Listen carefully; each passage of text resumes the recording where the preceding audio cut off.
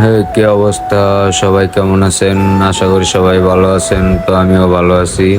তো আজকে আয়শা বললাম ভূতের বাড়ি চলে যাব এখন। তো আমরা এই যে ভূতের বাড়ি যাওয়ার জন্য রওনা হচ্ছি। এই যে রাসেল ভাই আছে, আমার ছেলে আছে দুইজন, আমি আছি। তো এই যে দেখেন আমরা হাঁটতে হাঁটতে যাইতে আছি যে কোন জায়গায় যাওয়া যাইতে আছে, ভূতের বাড়িটা কোন জায়গায় খুঁজতে আছি, পাইতে আসি না। কিন্তু হাঁটতে আসি, হাঁটতে হাঁটতে হাঁটতে অনেক দূর পর্যন্ত মনে করেন আইসা পড়ছি। এখন পাওটাও ব্যথা হয়ে গেছে হাঁটতে হাঁটতে। তো শেষ মাস আমরা এই যে যাইতে আসি, দেখেন সবাই ভিডিওটা শেষ পর্যন্ত দেখবেন। কি অবস্থা, এই যে এখন কই যাইতে আসি দেখেন। এই যে ঢুকে গেলাম, ওই যে সামনেই দেখা যাইতে আছে, ওই যে ওই জায়গাটা ভূতের বাড়ি।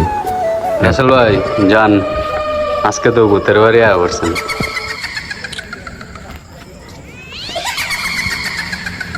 এই যে দেখেন এগুলা কি,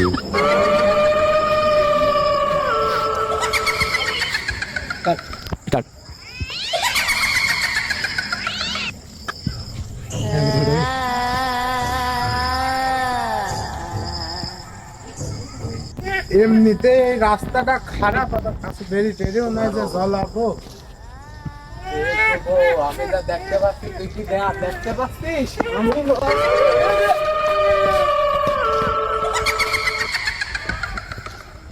হ্যাঁ জানাস আমার এখানে কি হয়েছে? ওই যে আমার পাশের এলাকায় একটা আম গাছ আছে, ওই আম গাছে একটা ভূত বসবাস করছে।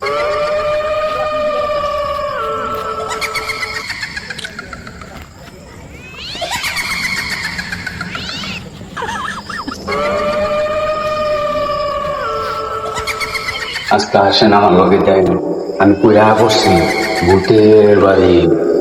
হ্যাঁ না চলবে।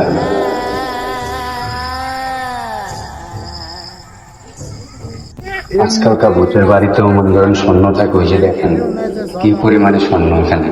আজকে এই জায়গা থেকে হাইজ্যাক করতে হবে। দেখতে পাচ্ছিস? ভয় লাগতে আছে এই জায়গায় ঢোকার পরে থেকে, ওই জায়গায় এমন এমন করে কাঁপতে আছে খালি।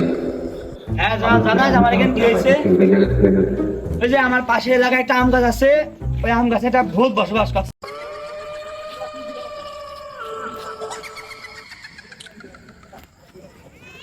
ভাই ভাই এগুলো কি দেখেন, এই যে এগুলো কি দেখছেন? আরো দেখেন সামনে আরো কিছু আছে। তারপর ওই যে একটা দেখেন আগ করে রয়েছে, মহিলা মনে করেন ব্যাখ্যা রয়েছে।